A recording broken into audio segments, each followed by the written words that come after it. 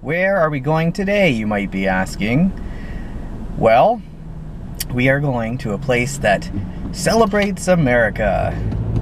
Fortunately, it's not Disneyland, but it's a place that we'll see took a lot of inspiration from Disneyland, but kind of did it in their own unique way. I'm talking about California's Great America.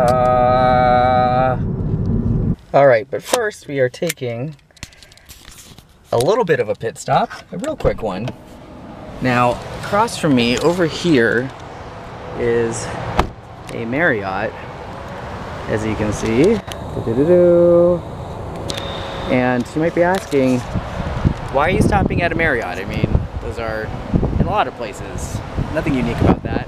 Well, I'm stopping because it's part of the history of the Great America theme park. Marriott was the one who launched it. They launched one here in Santa Clara, and then another one in Illinois. I believe the city is Gurnee. Correct me if I'm wrong in the comments. But anyway, which I know nobody will because not that many viewers, but that's besides the point. So Marriott actually were the ones who decided we want to make this American-themed park, and we're going to build it. We're going to build 3 of them. One in Santa Clara, one in Gurnee, one in the Washington, D.C. area. Well, 2 of those became a reality. There's also a leaf blower over there, as you can hear. So let's go back in the car for a sec to avoid that noise. But anyway, so 2 of those became a reality. Ooh, much better sound in here. And, you know, the one we're about to go to, Great America here in Santa Clara, again opened in 1976. They both did. Bicentennial celebration. And Fess Parker, aka Davy Crockett, of Davy Crockett fame, was going to also invest. He wanted to build a theme park here in the Bay Area. And so originally it was going to be called Frontiers World, or Frontier World, or something of that nature. And a similar, smaller park that Fess Parker did not invest in opened in San Jose. It has since been torn down, and the only remnants of it are street names. I think it's all condos now. Maybe we'll go there one day. So anyway, we're about to go to Great America. Fess Parker ended up backing out of it, but Marriott went forward with the plans, and the park opened in the 70s. I'll explain how it's gone through a few different owners. So the theming's kind of gone all over the place in some areas, but we'll go to kind of the main themed areas. So let's go, if I can find my car key. So here we are at Great America in Santa Clara, California. We have made it. And this park opened in 1976 during the bicentennial, so it was very patriotic, and its main focus was similar to Disneyland, just celebrating America. And so we'll go through some of the lands where they did that, some of the original lands. A lot has changed over the years, and I'll explain that in this video.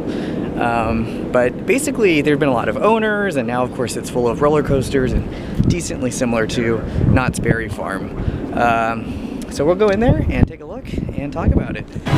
And so in 1976, Marriott's Great America opened, and this was the result. So in the Marriott Park, the original Great America, they had a Main Street-ish section, which is still here, which is Hometown Square. And you can hear the patriotic music blasting in the background. Kind of similar idea to Main Street, but it looks pretty different overall. And they have a town square section with the gazebo in the middle, but no dedication plaque at the flagpole.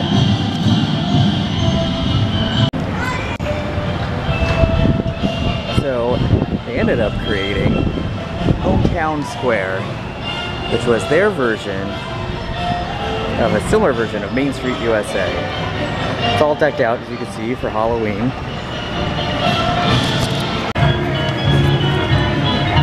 As part of their celebration of America, they also made Orleans Place, which might sound familiar, just like a little place known as New Orleans Square in Disneyland. So similar to New Orleans Square in Disneyland, there's basically a lot of shops, snack shops, a Snoopy store. It's kind of more of that area of the park. The difference being there aren't as many cool little knick-knack side streets. It's all kind of just one big street that you go through. Now it's all full of these shipping crates, which usually it's not. I'm assuming this is where people hide during the Halloween haunt time. But, you know, again, just to like celebrate America or make this an American theme, when Marriott built the park, they made a space similar to Disneyland, just like New Orleans Square. Looks like this is a maze, bed and breakfast, only open at night. It used to be a carnival themed one, but they've changed it. But now, it's, like I said, full of crates and Halloween haunt eyes. Now, just like there's Club 33 in Disneyland as a private apartment for Walt Disney. Wait, that wasn't a private apartment, it was the one on Main Street, it was the fire station. But just like Club 33 in New Orleans Square, there is the consulate, which is up here in the second floor of this building. And it was actually supposed to be a private apartment for the Marriotts. I don't know if it was ever actually used for that, and it's currently used as like an office space slash meeting room. But this was once supposed to be very similar to Disneyland, a private apartment for the Marriotts upstairs here in New Orleans Place. Now originally there was sort of like a American theme overall, and theming all made sense, and now it's kind of just a hodgepodge from all the years of different owners of the park. So they do have a lot of these water areas which were originally part of the park, and they've kept them over the years. And like I was saying before my memory card ran out, there have been a lot of owners of the park throughout the years. It started with Marriott, and then it went to, I believe, King's Entertainment was the name, in the 80s. So it opened in '76 with Marriott. In the 80s became King's Entertainment. In the 90s was under Paramount, so there's some Paramount licensing for a bit that they recently got rid of when, what is it, Cedar Fair, who also owns Knott's Berry Farm and Cedar Point and other parks in the country, now owns Great America and runs it. So a lot of changes through the years, but the original idea was all these kind of like different American themed areas connected with these different waterways and bridges like you see over there that I was just walking across. But again, with the different owners through the years and the different licensing, some of the theming went away, and kind of like the Hometown Square, New Orleans Plaza area are kind of the main themed areas, and you get kind of a mix everywhere else.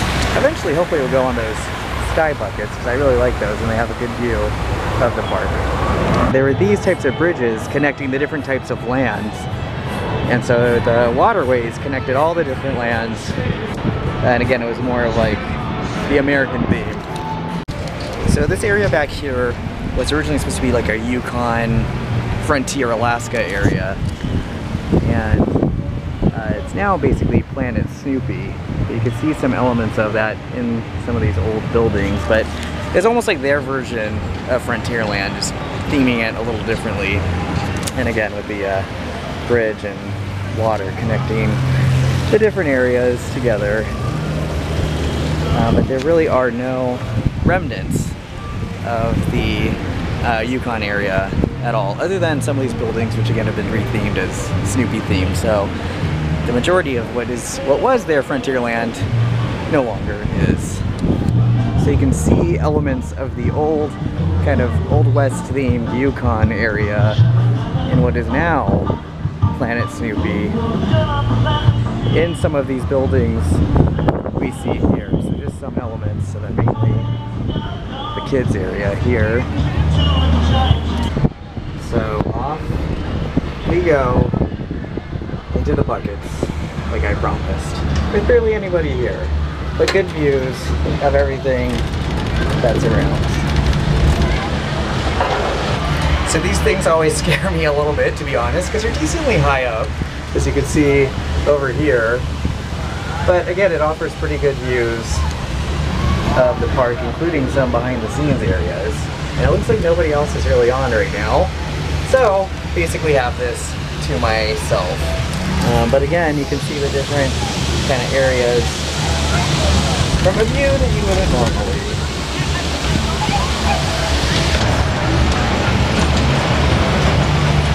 So this pirate ship one here is one that I actually don't like to go on. I mean, it goes upside down a lot, and it feels like you're gonna like fly off, and those just kind of make me sick. Oh, but you have a pretty good view of the recently built Levi's Stadium this way. And again, like, you just can see everything kind of going on in the park. It's a pretty high up view of everything.